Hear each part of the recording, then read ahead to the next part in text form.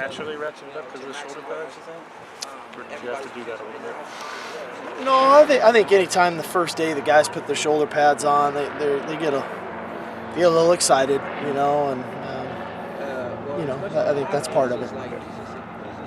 Well, did you learn? It's so early still, and not even a full pads. Did you learn anything differently with the pads on line play-wise or anything? It's hard to tell, you know. I mean, I that stuff, especially the line play and the intricacies of the line play, it's a little easier once I get a chance to look at the film. I thought it was a physical practice.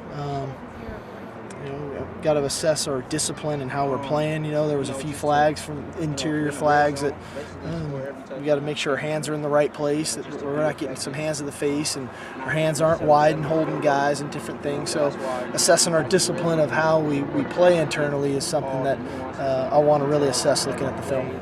So in history, when you've used the referees and the officials during practice, fall practices and whatnot, have you noticed that that's been able to help you guys in terms of maybe limiting some of the issues? Well, I think it's helpful because they can supply us with information as far as, you know, what we're doing or how we're doing things or what techniques we're using. And if a guy has a tendency to be, a DB has a tendency to be somebody who might be a grabber, when you get 2 or 3 flags thrown on you for grabbing, for defensive holding, that should help change the bad habit of holding a guy. So those are the types of things that help us. And for me, especially if they're Pac-12 officials, I like bringing them in because I want them to get practice of officiating full speed football, and so it's their first time isn't just when we show up August 31st. Tanagawa was considered one of your pretty mobile linemen before. How is his mobility now? I think he looks pretty good. I think he looks good.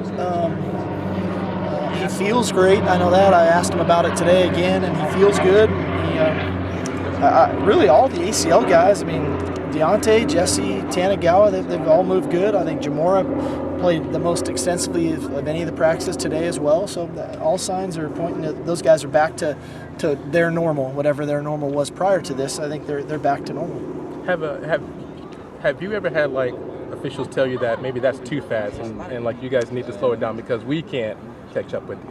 The only time that could occur is on substitutions. When if we sub somebody, they're going to hold us a little bit to give the defense an opportunity to substitute at the same time. So, we intentionally go as fast as we possibly can go in practice, knowing that when we get into the game, it's going to be slowed down a little bit more, and that should be actually easier for us, quite honestly. So we purposely go as fast as we can go, and we want to be faster than that tomorrow.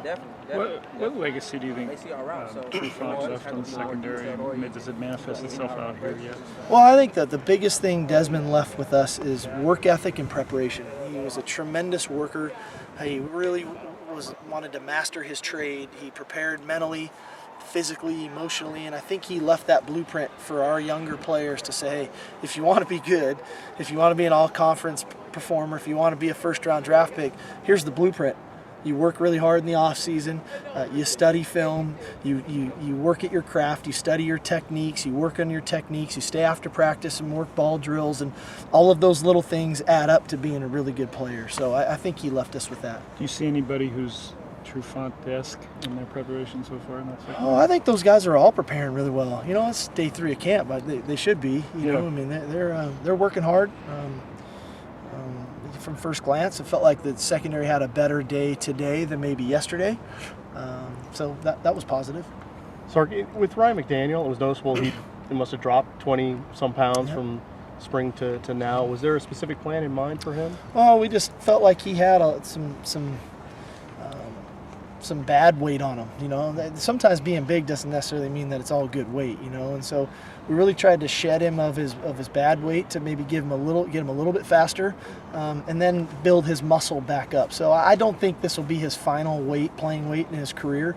I think we'll see another 10 pounds get put back on him, but I think it'll be a really good 10 pounds. Have you seen anything from him so far in his running that gives you confidence that he's going to be the guy you think he can be? I think so. I'm hopeful of that. Still a young player, but I think he has his moments where you notice him. That's for sure.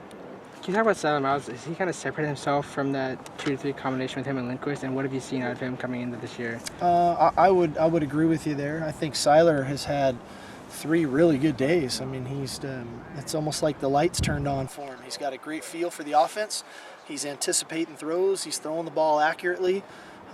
He appears to be in really good command and control when he's on the field. I've been impressed. I know it's still early, but with the punting game and the kicking game, I know you want to get Coons away from the triple duty. Yeah. Are you feeling confident that you can do that? Well, we'll see. I mean, we got to get into where we're just installing our protections and things right now. And so I'll, again, by next Tuesday, I'll have a much better feel on when it gets into those types of decisions and kind of where we're headed as a program. But we're still just getting some fundamentals and techniques and things getting done. But I feel like we have enough capable bodies. It's who can do it consistently, and so we'll work with these guys. Do you feel like the team and the coaches, everyone are kind of off the awe factor now? Of it feels a little more normal practicing in here? I hope so. I mean, I am. Not that I don't appreciate it. It's an amazing place, but I think it was really great for us today to come out of the tunnel for the first time, which is always something special for us. And so I appreciated that, and I think the guys did too. And we're obviously not here tomorrow. We're down at VMAC, and then when we come back Friday and we'll be in full pads, I'm sure that'll be another one that kind of gets them all excited again. But pretty soon it'll become the norm, and they'll get comfortable in here, and that's why it's important to get in here and start practicing in here early in training camp.